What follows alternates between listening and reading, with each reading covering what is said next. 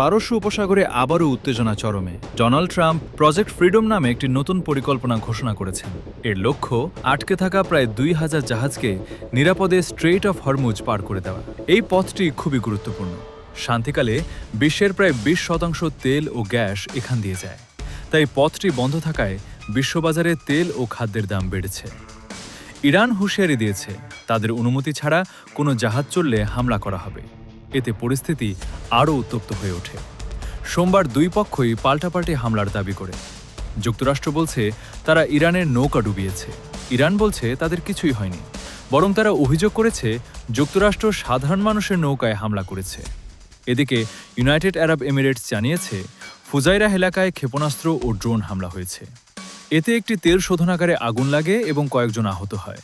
বিশ্লেষকদের মতে কেউই সরাসরি যুদ্ধ চায় না, কিন্তু প্রতিদিনের উত্তেজনা বড় সংঘর্ষের ঝুঁকি বাড়াচ্ছে।